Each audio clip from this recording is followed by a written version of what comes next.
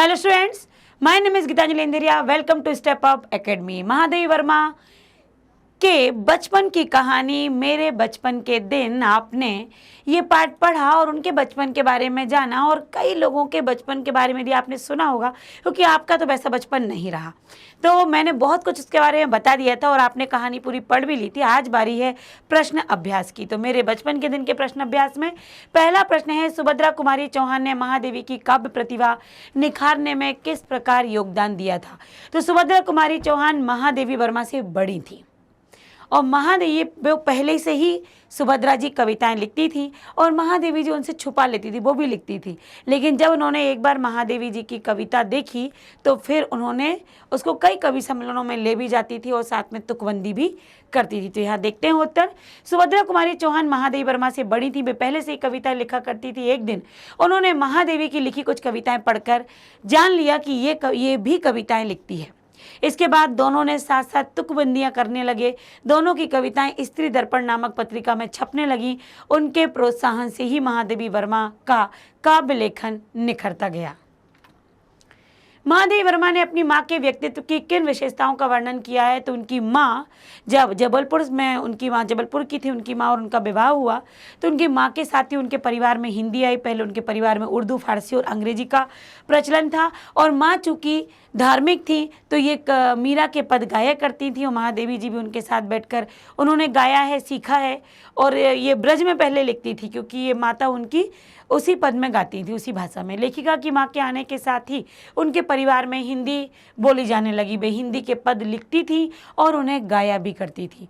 जागिए कृपा निधान पंछी बन बोले सवेरे गाया करती थी और वे संस्कृत की ज्ञाता भी थी। वे धार्मिक स्वभाव की महिला थी जो पूजा पाठ और गीता में विशेष करके रुचि रखती थी।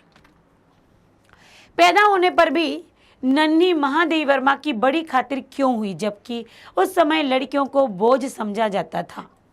तो यहाँ पर महादेवी जब पैदा हुई उस समय लड़कियों की स्थिति बहुत अच्छी नहीं थी। महादेवी के परिवार में 200 वर्षों तक कोई लड़की नहीं हुई थी और इनके लिए भी मांगा गया था। इनके बाबा ने कुल देवी दुर्गा की पूजा की थी, उनकी आराधना की थी। इसके बाद महादेवी का जन्म हुआ था तो महादेवी जी को अपने परिवार से बहुत लाड मिला। उनके साथ वैसा व्यवहार बिल्कुल नहीं हुआ जैसा उस समय लड़कियों के साथ होता था। सुभद्रा कुमारी का साथ मिलने पर लेखिका की रचनाओं में क्या बदलाव आया? लेखिका महादेवी वर्मा के घर में मीराबाई के पद गाए जाते थे जो ब्रज भाषा में होते थे। लेखिका ने भी माँ का सुनते सुनते ब्रज भाषा में लिखना सीखा।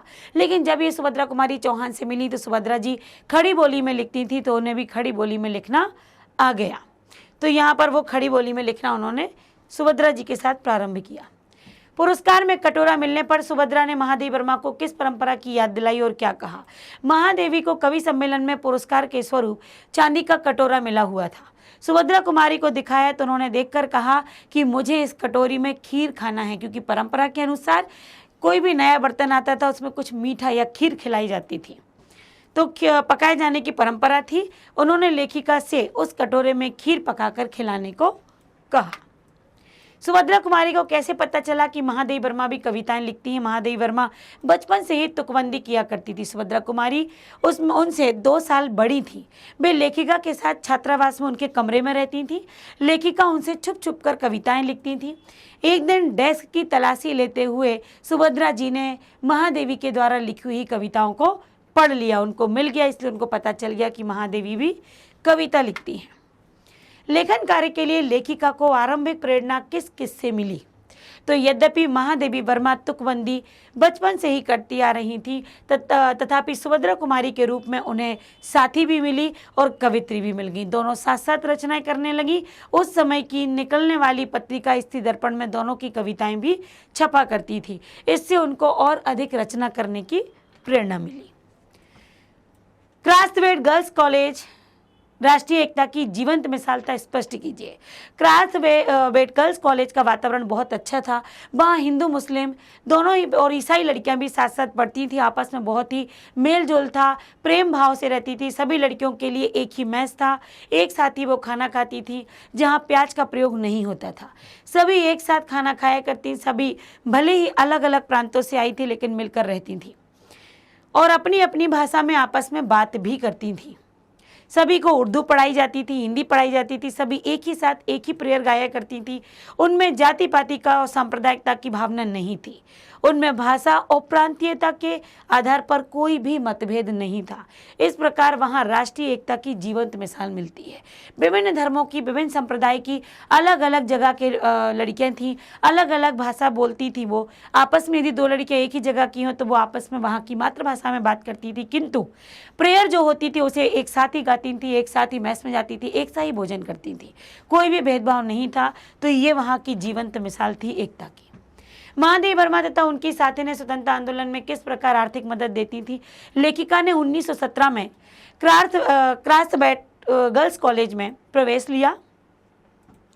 क्रासबेट गर्ल्स कॉलेज, वहाँ उन्हें कवि सम्मेलनों में कविता पाठ करने से पुरस्कार स्वरूप कुछ राशि मिल जाती थी। एक बार उन्हें कविता पाठ करने पर पुरस्कार के रूप में चांदी का कटोरा मिला। उन्हीं दिनों 1920 के आसपास गांधी जी आनंद भवन में जो आया करते थे और लेखिका उनकी साथी ने उनसे मिलने जाया करती थी। अपने जेब खर्च से जो वो पैसे बचाती थी उन्हें वह देशभक्ति या फिर देश की स्वतंत्रता के संघर्ष के लिए दे दिया करती थी। इसी समय लेखिका ने गांधी जी को अपना चांदी का कटोरा दिखाया। गांधी जी ने देश हित के लिए वह कटोरा मांगा और सहर्षी महादेवी जी ने वो कटोरा बापूजी को दे दिया और उनकी साथी ने अपनी जेब खर्च के बचाए पैसे राष्ट्रीय आंदोलन में आर्थिक मदद के रूप में भी दिया करती थी। मैं उत्पन्न हुई तो मेरी बड़ी खातिर हुई और मुझे वह सब नहीं सहना पड़ा जो अन्य लड़कियों को सहना पड़ा। इस कथन के आलोक में आप यह पता लगाएं कि उस समय लड़कियों की दशा कैसी थी।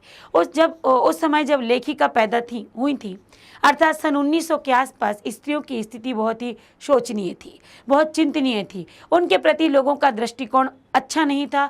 लोग पुत्रों को अधिक महत्व देते थे।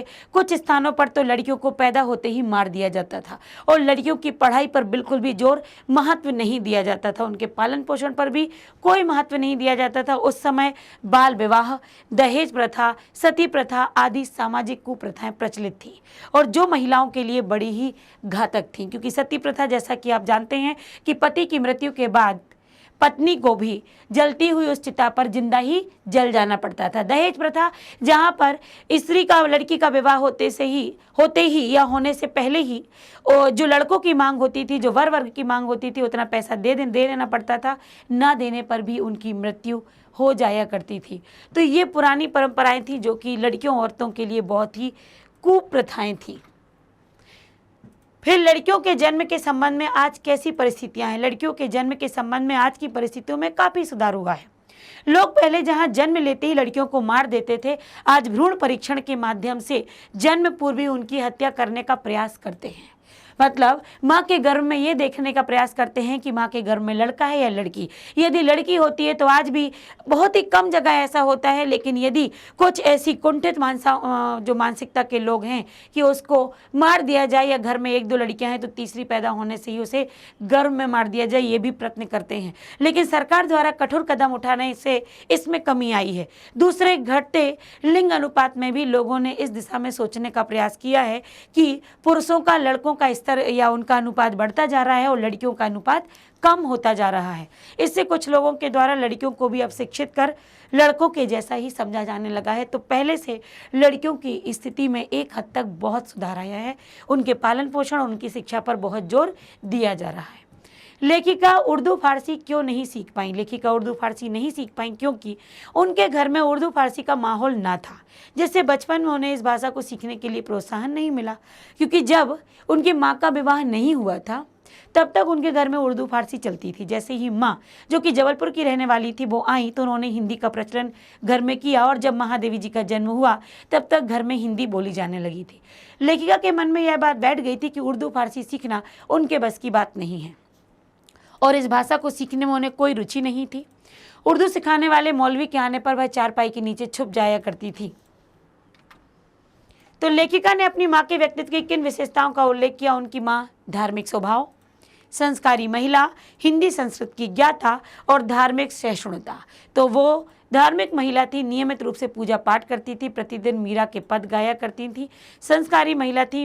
लेखिका की माँ के अंदर बहुत अच्छे गुण थे जिनका असर लेखिका पर भी पड़ा। हिंदी और संस्कृत की ज्ञाता थी, जानकार थी। लेखक की माँ धर्म सहिष्णु महिला थी। उनके जवारा के नवाब के परिवार के से अच्छे संबंध भी उनसे थे। जवारा के नवाब के साथ अपने पारिवारिक संबंधों को लेखिका ने आज के संदर्भ में स्वप्न जैसा क्यों कहा है? जवारा के नवाब और लेखिका के परिवार का संबंध, जो एक ही कंपाउंड में रहते थे, मुसलमान और हिंदू परिवार होने के बाद भी दोनों परिवारों में घर जैसा संबंध था। एक परिवार के बच्चों का बर्थडे या जन्म दिवस दूसरे परिवार में मनाया जाता था। एक के त्योहार आने पर दूसरे के घर में या दूसरे के घर के द्वारा वहाँ पर कपड़े भिजवाए जाते थे। और यही कि नवाब के बेटे के लिए यहाँ महादेवी वर्मा की ये बहन है, उनको महादेवी वर्मा उनको राखी बांधती थी। मुहर्रम के दिन लेखिका के परिवार के बच्चे हरे कपड़े पहनते थे, तो लेखिका के छोटे भाई का नाम भी वहाँ पर जो मुस्लिम महिला थी उन्होंने मनमोहन रखा था, जो बात तक प्रचलित रहा। आज हिंदू और मुस्लिम के नाम पर जगह जगह पर दंगे होते हैं। आज लोगों के मध्य उतना प्रेम भाव नहीं रहा। ये लेखिका जब आज का माहौल देखती है तो उन्हें बचपन का माहौल सपने के जैसा प्रतीत होता है। भाषा अध्ययन है। पाठ से निम्नलिखित शब्दों के विलोम शब्द ढूंढना है। विद्वान, अनंत, निरपराधी, दंड और शांति। तो विद्वान, तो आप इसका विलोम क्या ढूंढेंगे? मूर्ख। अनंत तो कहीं अंत या सीमित। निरपराधी तो अपराधी। दंड पुरस्कार। शांति अशांति। तो ये हो जाते हैं यहाँ पर विलोम, जो कि पाठ के अंतर्गत हैं। अब यहाँ पर उपसर्ग और प्रत्यय को अलग करना है, मूल शब्द को अलग बताना है, मतलब जो मुख्य शब्द है उसमें जो उपसर्ग और प्रत्यय लगे हुए हैं। ये देखिए, निराहारी। अब यदि हम निर को लेते हैं, आहार को लेते हैं और ई प्रत्यय आता है, तो देखिए निर आपका उपसर्ग हो गया, ई प्रत्यय हो गया, तो यहां पर निर हो गया और बड़ा आ हो गया, आगे बड़ा आ, और हार शब्द था। सम प्रा, इसके बाद एक प्रत्यय और ता प्रत्यय दो लगे हुए हैं, और फिर बन गया दाय। अप्रसन्नता, ता उस प्रत्यय है और इसमें प्रसन्न शब्द है। अपनापन में आ उपसर्ग है। अच्छा, इसमें अपनापन पूरा एक शब्द है, पीछे के केवल इसमें प्रत्यय मिलेगा पन, और ये हो गया अपना। किनारीदार में किनारी पूरा शब्द है और ये किनारी। आगे है स्वतंत्र में, तो यहाँ पर स्व जो है वो है उपसर्ग, फिर यहाँ पर है ताप प्रत्यय और तंत्र यहाँ पर शब्द है, तो फिर पूरा बन गया स्वतंत्र। इस तरीके से यदि आपको आता है तो आपको इस तरीके से तोड़ना भी पड़ेगा। फिर आगे है निम्नलिखित उपसर्ग प्रत्ययों की सहायता से दो दो शब्द लिखिए। अन से भी अ, सत, स्वा, दो से तो पहले उपसर्ग को ले लेते हैं अन, तो यहाँ पर आप क्या बनाएंगे? देखिए, अनुचित, अनंत, अनर्थ, अज्ञान, अनावश्यक। अच्छा, अज्ञान अनर्थ में अन आया, अनावश्यक, अनेक। छोटे आ में आते हैं तो असफलता, अज्ञान, अचर, अधर्म, अहिंसा। सत में आते हैं तो सच्चरित्र, सत्संग, सज्जन, सत्कर्म, सत्संगति। स्वा पर आते हैं तो स्वतंत्र, स्वाधीन, स्वावलंब और स्वार्थ। दुर, दुर्जन, दुर्लभ, दुर्गम, दुर्दिन, दुर्भाग्य, दुर्गुण।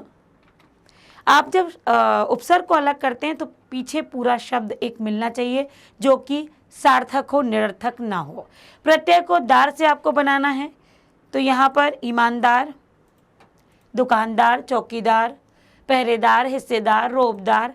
हार से बनाएंगे होनहार, प्रहार, खेवनहार, पालनहार। वाला से बनाएंगे सब्जी वाला, दूध वाला, टोपी वाला, दुकान वाला, अखबार वाला। अनीय से बनाएंगे पठनीय, पूजनीय, दर्शनीय, लेखनीय, आदरणीय। ठीक, अगला है पाठ में आए सामासिक, जो सामासिक पद हैं उनको छांटना है। सामासिक मतलब समास विग्रह दिया है, आपको बताना है कि ये किस पद का समास विग्रह है। तो सामासिक शब्द ऑलरेडी दिए हुए हैं और ठीक है, उनका समास विग्रह करना है। तो दुर्गा पूजा, तो दुर्गा की पूजा। पंचतंत्र, 5 तंत्रों का समूह। तो यहाँ पर आपको ये कारक चिन्ह आएंगे, वो है तत्पुरुष। ये 5 तंत्रों का समूह, यहाँ पर पहला शब्द संख्यावाची है तो द्विगु समास। कुल देवी, तो कुल की देवी मतलब परिवार की देवी, तो ये कुल की देवी तत्पुरुष। जेव के लिए खर्च, ये भी तत्पुरुष संप्रदान वाले में। छात्रावास, तो छात्रों का आवास जहाँ छात्र रहते हैं। मनमोहन, मन को मोह लेता है जो, अर्थात श्री कृष्ण, तो ये तीसरे पद की ओर, तो आपका बहुब्रीहि। परम धाम, तो जो धाम क्या है, परम है, तो परम है जो धाम। चारपाई, ये आपका ऊपर कर्मधारय पर 4 पायों का समूह, चारपाई, ये द्विगु समास। कवि सम्मेलन, कवियों का सम्मेलन, ये तत्पुरुष समास। रोना और धोना, योजक लगा है। द्वंद्व समास, चाची और ताई, द्वंद्व समास। जन्मदिन, तो जन्म का दिन, तत्पुरुष समास। जहाँ पर भी कारक का, के लिए, मैं, पर ये आते हैं वो तत्पुरुष। जहाँ योजक चिन्ह वाला और आए वहाँ द्वंद्व। जहाँ पहला पद संख्यावाची हो वो द्विगु। जहाँ 2 पद मिलकर तीसरे पद की ओर संकेत करते जैसे मनमोहन था वो बहुब्रीहि। जहाँ पर पहला पद विशेषण हो, परम धाम, वह धाम जो परम है, वहाँ पर कर्मधारय। इस प्रकार से समास विग्रह होते हैं और विग्रह का हम सामसिक पद भी बना सकते हैं। तो आप हर एक पाठ में आगे बढ़ते जाएंगे, आपके लिए व्याकरण भी बढ़ती जाएगी, क्योंकि जैसे जैसे हम आगे बढ़ते हैं व्याकरण के कई रूप हमें समझ में आते हैं और हमसे वो बनना भी चाहिए। किसी भी तरह से एमसीक्यू के रूप में भी आपसे पूछा जा सकता है। तो आपने यहाँ पर उपसर्ग, प्रत्यय और समास भी देखे। तो हर एक पाठ में कुछ नया होगा और हम बहुत अच्छे से पढ़ने वाले हैं। तो बने रहिएगा, जुड़े रहिएगा हमारे साथ। मिलते हैं अगले वीडियो में। आज के लिए बस इतना ही। Thank you so much.